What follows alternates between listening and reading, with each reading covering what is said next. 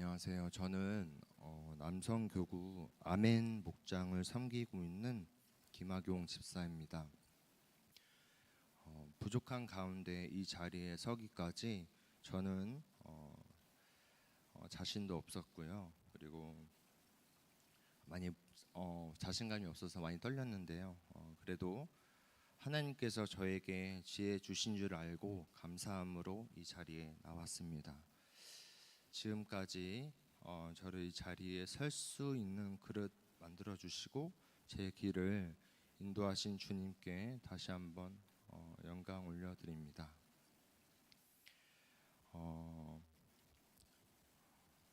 제가 이런 자리에 이제 처음 서는데 요한계시록을 할 줄 몰랐습니다. 근데 많이 어렵다고 하는데 이게 지금 묵상하는 시간이 좀 많이 짧아서 많이 부족해요. 그래서 부족하더라도 이해해 주셔서 한번 해보겠습니다. 말씀에는 천녀왕국 이야기와 심판에 대한 이야기가 나옵니다. 1절에서 6절에는 천사가 마귀를 천년을 무적행의 열쇠와 큰 쇠사슬을 가지고 가둡니다. 이 기간 동안에는 사단이 역사를 하지 못할 때입니다. 마귀에게 절하지 않고 순교한 성도들이 부활해서 주님과 함께 그 나라를 다스렸습니다. 그것이 천년 왕국이고 첫째 부활입니다. 천년이 끝나고 잠깐 마귀가 풀려나게 됩니다. 7절에서 10절은 마귀가 풀려나와 온 세상을 미혹하고 하나님의 백성을 대적하는 자들과 마귀를 멸하시고 마귀는 불과 유황못에 던져져 짐승과 거짓 선지자와 함께 영원히 고통받습니다. 마귀가 여기서 풀려나왔다고 되어 있는데요. 이때 하나님께서 일부러 마귀를 풀어주셨습니다. 11절에서 15절은 모든 사람은 다 심판을 받습니다. 심판은 다 똑같지 않고 두 부류로 나누는데요. 하나는 성경책에 기록된 자들, 생명의 부활입니다. 그리고 또 하나는 생명책에 기록되지 않은 자들은 멸망의 부활입니다. 이것이 둘째 사망입니다. 말씀에는 지옥의 존재를 말하고 있습니다.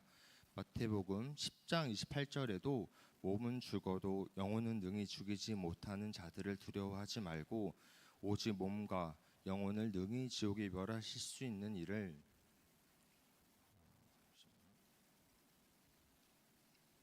두려워하라 나와 있습니다.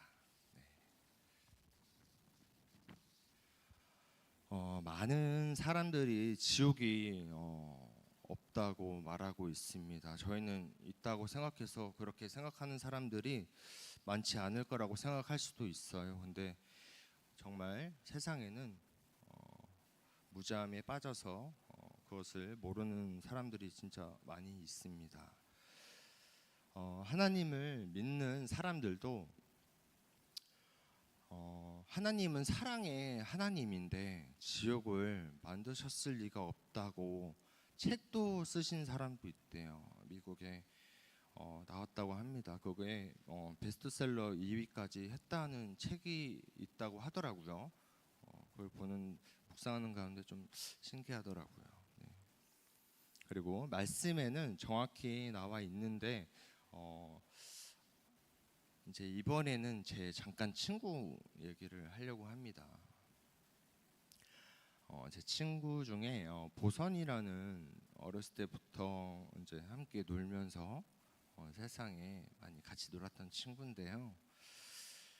이 친구가 이제 언제 전화가 오냐면 제가 이제 세상에 나가지 이제 않기 때문에 잘 연락이 안 와요. 세상 친구들한테는요. 근데 이제 간혹 연락 오는 친구가 있는데 이제 연락이 언제 오냐면 세상에 문제를 만날 때 저한테 전화가 옵니다. 그때마다 전화를 받으면 뭐 이것도 문제고 저것도 문제고 뭐 많이 힘들다 뭐 이런 되게 그런 표현들을 많이 해요. 근데 항상 얘기를 들어보면은 되게 사소하고 예수 그리스도가 십자가에 못 박혀 돌아가신 것처럼 저는 이제 그렇게 그런 생각으로 이렇게 영적으로 해석을 합니다. 영적으로 해석을 해주면 친구가 저는 마지막에 늘 친구한테 그런 얘기를 해요. 친구야, 결국에는 하나님을 믿지 않으면 천국에 가지 못해, 이렇게 말을 해줍니다. 근데 그 친구가 항상 하는 말이 똑같아요. 어떻게 말을 하냐면, 너가 봤냐, 그리고 네가 그걸 어떻게 아냐 라고 저한테 항상 그런 똑같은 말을 합니다. 그래서 저도 항상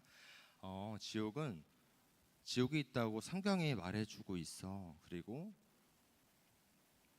하나님을 믿지 않으면 지옥에 가는 건 분명한 사실이야. 이렇게 말을 합니다. 근데 이제 친구가 한참 동안 말이 없다가 그렇게 말을 하면은 알았다고 대답을 해요. 근데 지금까지도 하나님을 만나러 나오지 않습니다. 제가 어렸을 때부터 하나님을 전했거든요. 세상에 같이 놀 때도 하나님을 전하고, 세상에 같이 놀지 않을 때도 하나님을 항상 전했어요. 근데 왜 이 친구가 하나님을 만나러 나오지 못할까 생각을 해봤는데, 그것은 흑암은 그 친구를 놓아주지 않기 때문입니다.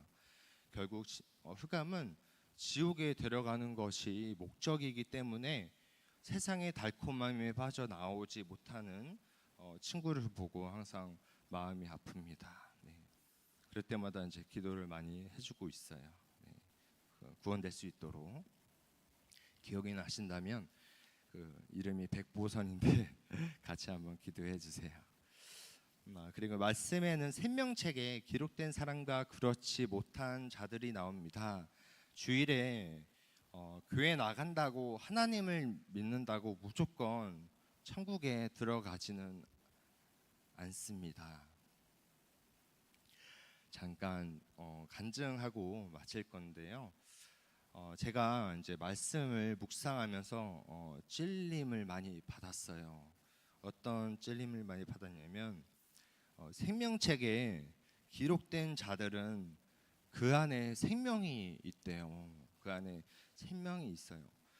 근데 저에게는 없는 것 같은 거예요. 말씀을 묵상하는데.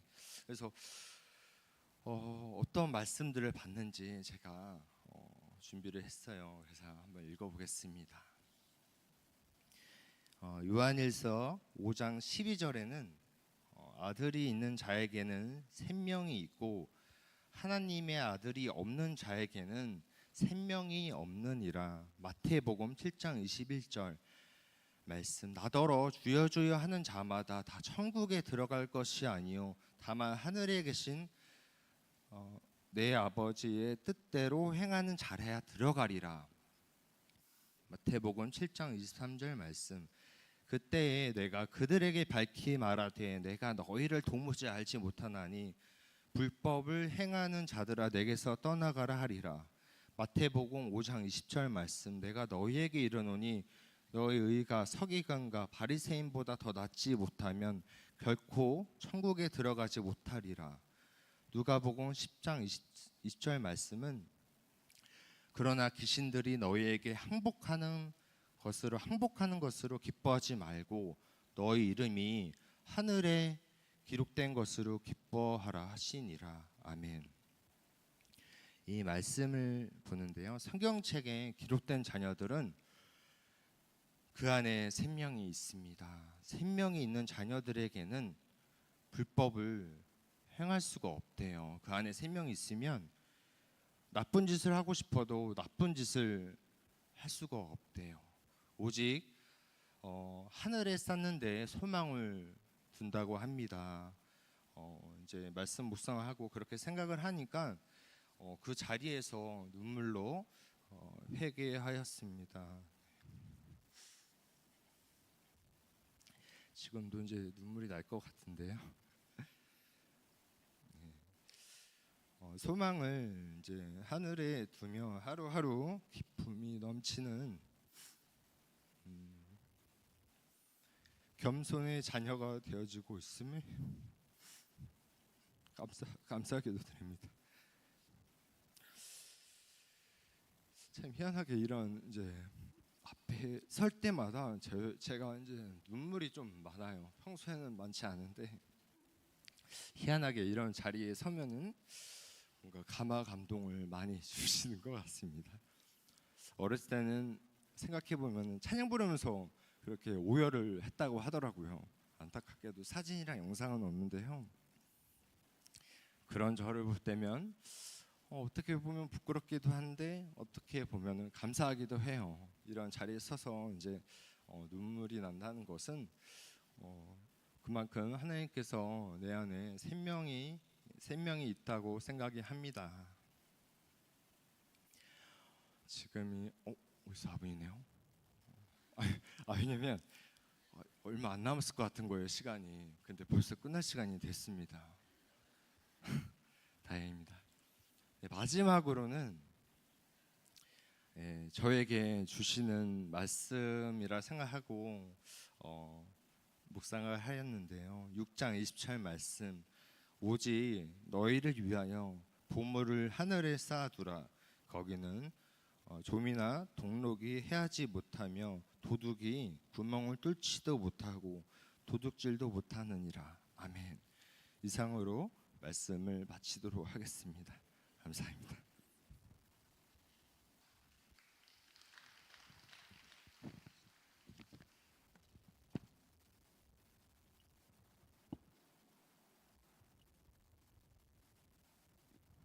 오 분 남았네.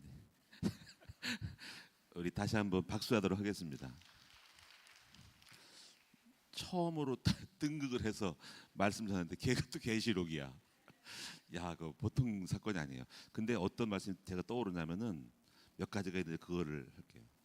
아가서 2장 그 14절인가를 보면 뭐가 나오냐면 바위 틈 낭떠러지는 비둘기야. 이렇게 나와요. 그래서 내가 네 얼굴을 보게 하라.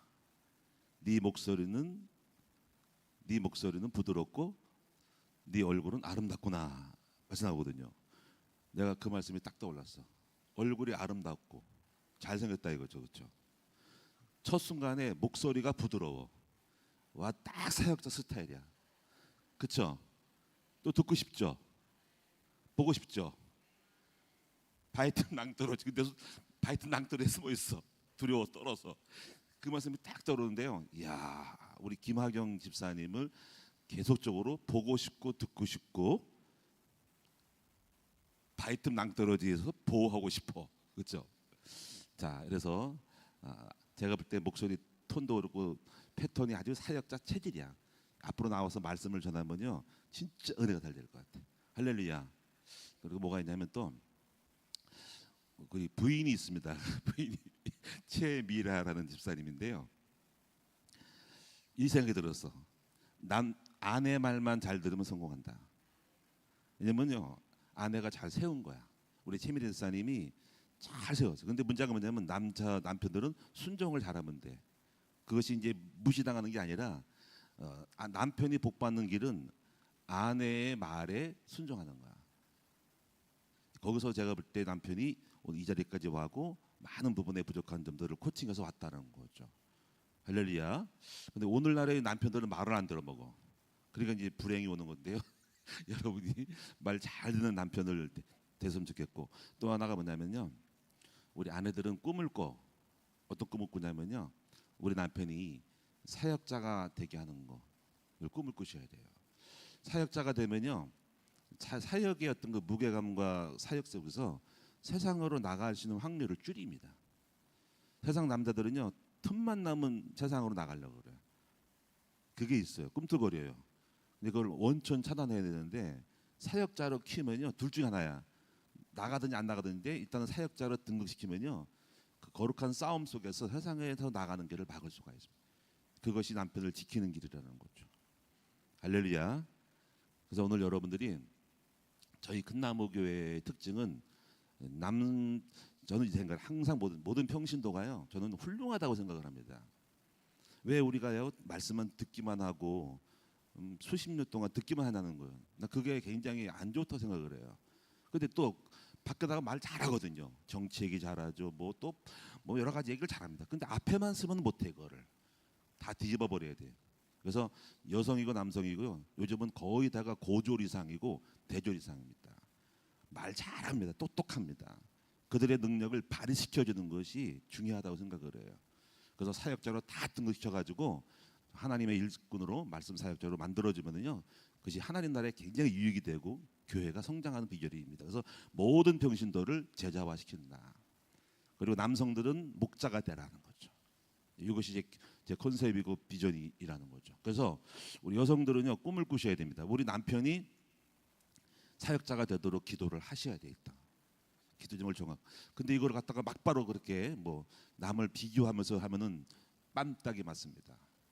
절대로 남자들을 비교하지 마세요. 또 오늘 또 이제 야 당신 있지 오늘 김학정 집사님의 그 설교 들어봐봐.